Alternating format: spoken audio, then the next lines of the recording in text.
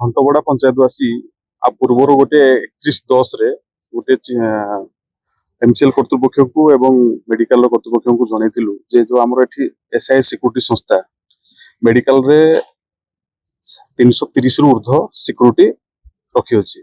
से सिक्यूरिटी रे पाखापाखि बाहर 250 रु ऊर्ध्व अछंती जहाँकि सरकार नियम विरुद्ध रे सरकार नियम अनुसार 90% रु अधिक लोकल लोक नियुक्ति हवा दरकार।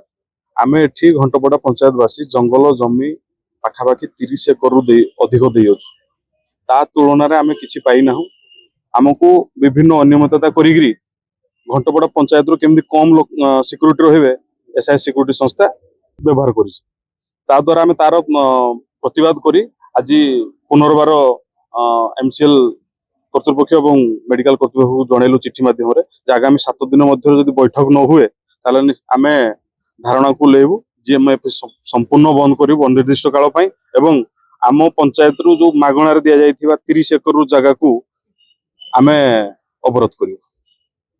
प्रायोरिटी बेसिक आम सेतबेले गुरुजन माने सेइथि पई देथिले से एक बृहत स्वार्थ दृष्टि एवं फ्यूचर को देखि से जंगल जमी देथिले 30 एकर रु ऊर्ध्व जे आमर आगामी भविष्यत पीढ़ी माने एठी मेडिकल कॉलेज हेले मेडिकल हेले सिक्यूरिटी हुंतु से मेडिकल भितर कोनोसी ना कोनोसी चाकरी क्षेत्र में नियोजित हेबे से दृष्टि से देथिले किंतु ताहा आज हेई पार नहीं। आपण मान देखि परिबे एसआई सिक्यूरिटी संस्था द्वारा से माने साधारणतः भाव में आम घंटपड़ा पंचायत को 5 फुट 6 इंच हाइट 42 वर्ष रु ऊर्ध्व हेबे नहीं एवं कम एज डा हो 22 वर्ष ए प्रकार क्राइटेरिया आम घंटपड़ा पंचायतवासी रखिले एवं अन्य लोक मानक 51 वर्ष सप्तम पास यही टाइप क्राइटेरिया 5 फुट हाइट यही सब रखिकी से अनियमितता करने द्वारा आम घंटपड़ा पंचायतवासी लोक मैंने अधिक रही पारे ना।